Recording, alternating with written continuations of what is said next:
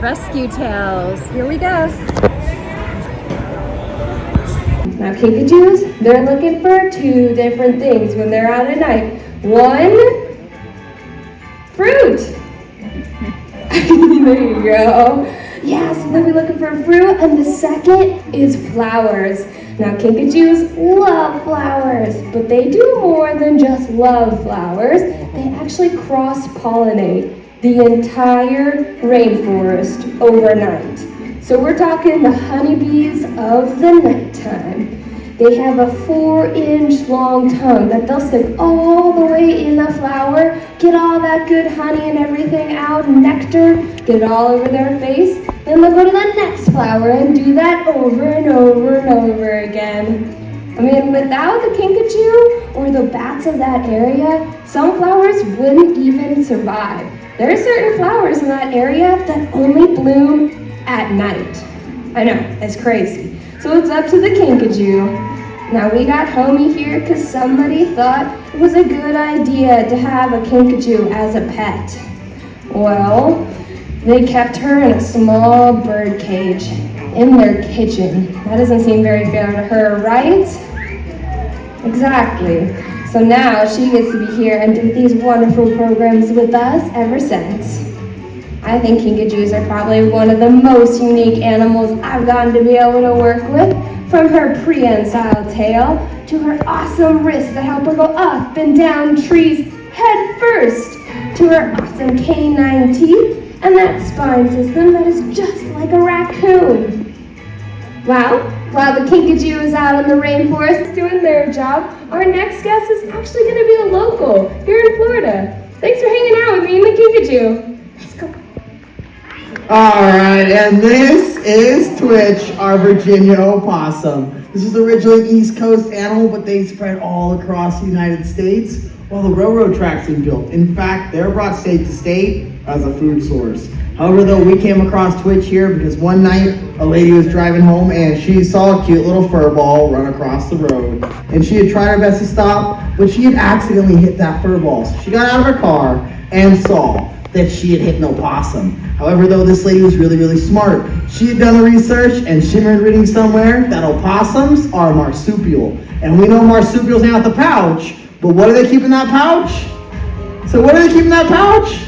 That's right, they keep babies in that pouch. So she got down real low, she bravely opened up that pouch, and what she found was 5 beautiful opossums, one of them being Twitch here. So she swooped them on up and took them to the nearest rehab center where they had the best chance of getting back out in the wild, and they were doing great. They were eating, they're foraging for their own food, they're getting bigger and stronger, they start climbing, they're even saving people, except for Twitch here, who they had found had too many medical issues to release back out in the wild, and he was sent on over to us just a couple months ago. And I know that might seem young, but these guys, they only live 2 to 3 years. But check this out. In those 2 to 3 years, a mama opossum, she'll have up to 50 babies. Yeah, if I had 50 kids, I'd probably call after 3 years too. Twitch, so he's an amazing animal. In fact, he's North America's only marsupial. So let's give a hand to Twitch, our Virginia opossum. Now this is Hooter. And what is he? Hooter? Who? Who? Who? Come on, I had to do a dad joke today. Come on, guys. Yes, this is Hooter, the barn owl. Now, these owls right here, they're really well equipped to be able to hunt at night. Picture this, if we made this whole room dark and we put one candlelight right here, they would be able to see everything just as good as we can. Yeah, pretty crazy. And you're probably wondering, how did he come to our center? Well, just by looking at him, you probably can't tell. So one day he was doing his routine hunt and he made a really big mistake one day. He flew out in front of a car. Fortunately, that person saw him and could not stop in time, and it shattered his left wing. Now, that brave person was able to scoop him up and take him to the closest raptor center where they actually saved his life and also gave him the opportunity to heal his wing. So now he's with us. So, back to those eyes though. We wanted to talk about those eyes. So the thing is, these eyes, have a drawback. So if we want to look to the left, we have to turn our whole head to the, yeah, totally practice that. Yeah. Now if we want to go to the right, we have to go to the right. I think they did change the batteries on this thing. Good job. Yeah, a lot of people tend to think that they could turn their heads 360 degrees, but that's actually not the case. They could turn them 270 degrees because they have extra vertebrae in their neck. That makes it very useful. Now, another thing they have is these wings. They're coated with something called comb feathers that help them slice through the air and give them something called silent flight. Now, this silent flight comes in handy when they're hunting for rodents. The rodents don't even hear them coming. Now, when they're hunting, these guys can take out 2 to 3 mice a day. That comes up to close to like 1,000 a year for all you mathematicians out there. So they're very important to the ecosystem, keeping down that rodent population, so that way we're not overrun by the rat world with a emperor rat that demands cheese and crackers every 2 minutes. We don't want that. So something they do lack though is a sense of smell, which actually comes in handy considering our next guest is known to be one of the stinkiest in the world. Yeah, but for now, let's say goodbye to Hooter, the barn owl. What is he? That's right, but he's not just any skunk, he's a striped skunk. And you can tell by these beautiful racing stripes going down his back. Now there's also a spotted skunk that lives right here in Florida, as well as a hog-nosed skunk that's got a nose kind of like a pig. But the one thing that all these skunks have in common is that spray. Have you guys heard of this spray before? All right, well, I'm gonna show you how it works then. I'm just kidding, don't you guys worry. That one will be for the end of my career, and it's definitely gonna happen at a junior high school. Now, skunks here, they don't have the fastest feet, the sharpest claws, or the strongest bite. So all he's got to defend himself out there with is that spray. So let's say a big old predator comes along and tries to spook him. You know what he's gonna do? He's gonna throw a really big fit. He's gonna start by stomping those front feet, letting that predator know that he is a skunk, and he is gonna spray. And if that first one isn't good enough, he's gonna do full-on handstands. And if they don't listen to those handstands, well, he's gonna spray. And he can spray up to 15 feet. Some of you guys in our front row here, I'm sorry, you're in our spray zone. Now that smell is not even the worst part. That spray gets in that predator's eyes, their nose, their mouth, and it burns, working like nature's pepper spray. But I have to tell you, we came across Pepe here because unfortunately, his mama was hit by a car. And when they pulled over, they saw little Pepe standing on the side of the road.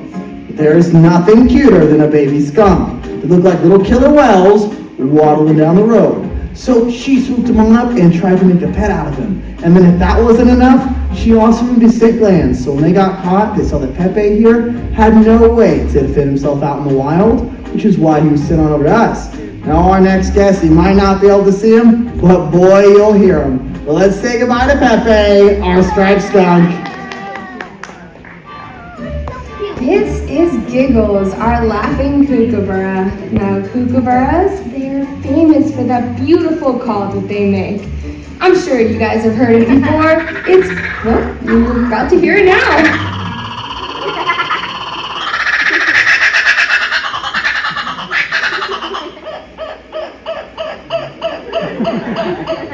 Yeah, that was a good one. So they make that beautiful call, and you guys just heard it. It sounds like it should be from the jungle, right? Well, that's what all the movies are portraying it to be. They'll use it in all the TV shows, anything that has a jungle. But he is from Australia, which is the complete opposite climate than a jungle, right?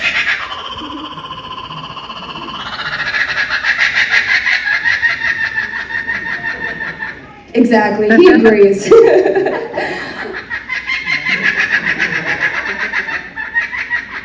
you guys have that friend that ever talks over you? Yep.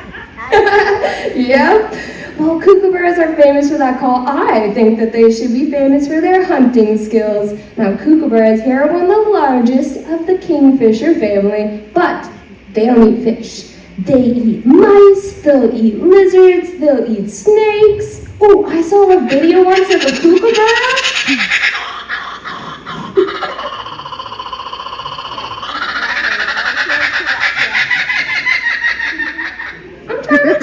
I'm telling them. Yeah, that was good. Good job. Okay, this story that I saw, it was a snake, and it was 6 feet long. It was skinny, and what happens is they dive down. They grab that snake by the back of their head, and they'll grab it with that specialized beak, and they'll whip it back and forth and back and forth until it's a limp noodle, and then it'll just hang outside of his beak.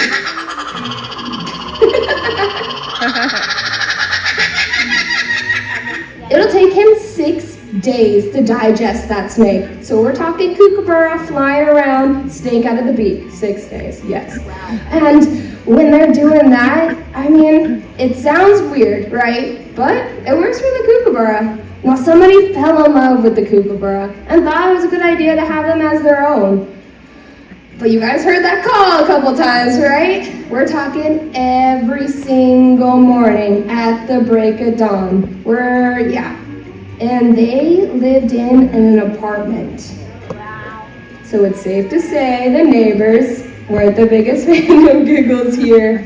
But we love him, he's great, and that beautiful call is awesome. But I'm gonna admit to you, every single morning if I heard that call, it'd be enough to pull my hair right out. Actually, kind of like our next guest. Thank you for hanging out with me and the kookaburra. And this beautiful bird is Whizzer, our turkey vulture. And I gotta tell you, I absolutely love his big, beautiful bald head. But in 10 years, I really hope I don't look like him. Now, what this bird does is he'll wake up every single morning and he'll spread those wings out nice and wide. He starts to take up that sun, and once he gets nice and warm, he takes flight in the sky and he starts getting to work. He starts sniffing for the dirtiest, most rotten, disgusting thing he can find. And once he finds something so gross and rotten, he's gonna dive on down and he's gonna make a meal out of it. Now I know we're thinking, it's pretty gross, right? He eats dead things, but if we're being honest ourselves, we all eat dead things. Nobody finds a cow to chase it down the road and chew on its leg. Only difference with Whizzer here is he can eat stuff with so much germs and bacteria, it would make us sick to our stomach. He works perfect as nature's cleanup crew. And that bald head of his is absolutely perfect for that diet. He's diving on down to rotten meat. He wants to keep that head nice and clean. But he's got one really weird trick to rinse off these feet when they're nice and dirty. Do you guys want to hear it? So do you guys want to hear it? All right, when those feet get really, really gross and nasty, to rinse them off, he pees on them. Yeah, that's why we named him Whizzer. And Whizzer has been with us for over 17 years, because 17 years ago, someone had the bright idea to shoot this beautiful bird right in his left wing. And as we know, birds' bones are hollow. So when they break, they don't always heal back right. And that's what happened to Whizzer here. So we can fly a little bit, but unfortunately, not enough to survive in the wild, which is why he was sent on over to us. Now this next guest is coming out, and he's only got one rule. And that is when you see him, you can't go, "Aw." Do you know why? Because I'm sick of it. But let's say goodbye to Whizzer, our beautiful turkey vulture.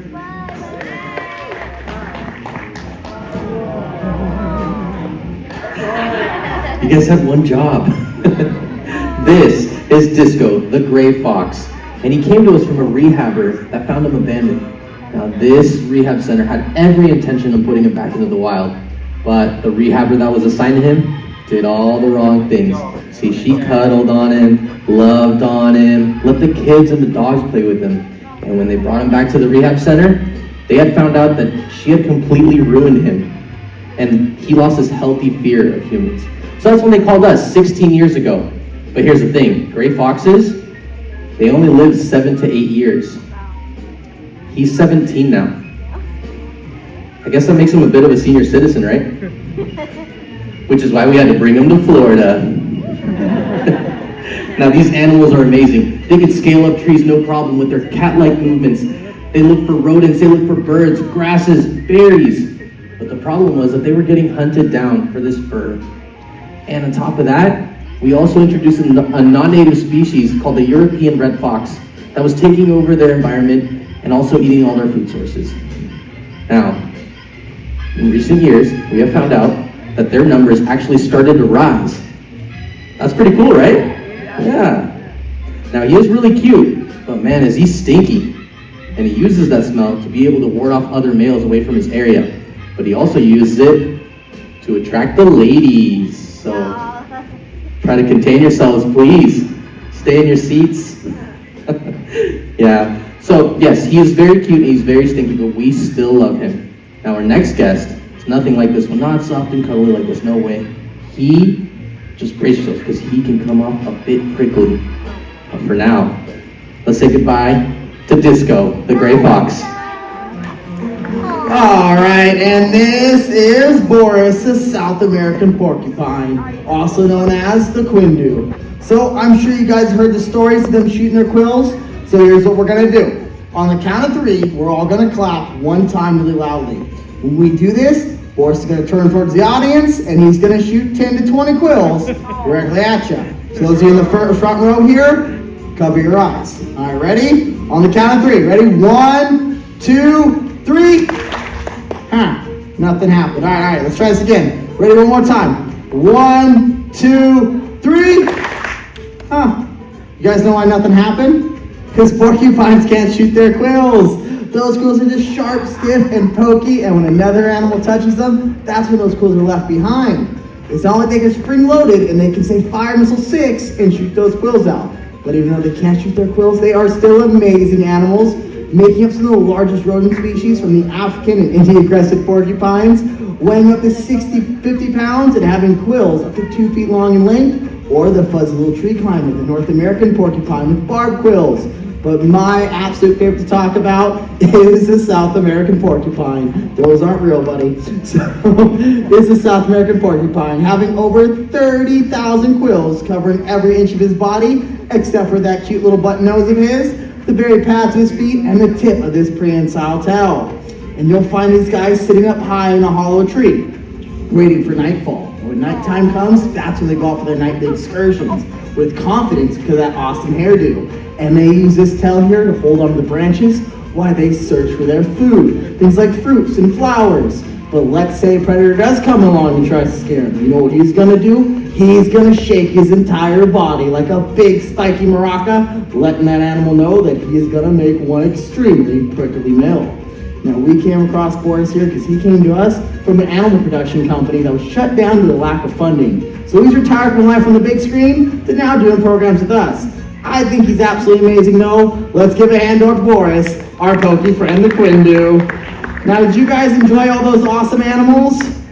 I sure hope you did. But because we do what we do, we often get asked this one question. We get asked what our favorite animal is. And you know what? We love the wildlife. That's why we do what we do. But my favorite animal, without a doubt, without a question, is this next guest. Her name is Honey, and well, check her on out. Come on out here, Honey. Woo-hoo. This is my favorite animal. You see, I trust her, she trusts me. I know she wants to be with me. Wild animals belong nature where they're truly supposed to be. But we like to end each of our presentations with just a couple easy things you guys can do to help keep our wild friends protected out there. Things like recycling or picking up garbage to keep our environments clean. Or if you find a sick or injured animal out there, call the rescue center. There are literally thousands of places set up to give these animals the proper care and hopefully get them back out in the wild. But we want to thank you so much for checking out our show, Rescue Tales, and we hope you have a wonderful Father's Day here at Busch Gardens, y'all. Thank you.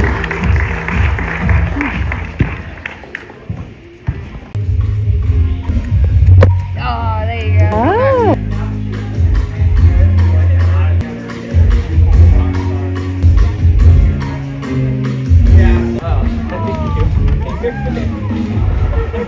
Now you know why she's so pleasant.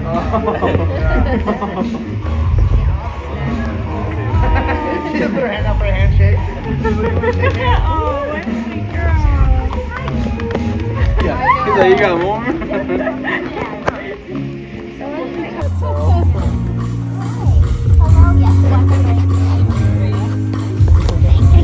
Oh, you knew you heard that, huh? Hi, honey. Oh, you give kisses. Honey, oh, you give kisses? You give kisses? Hi, honey.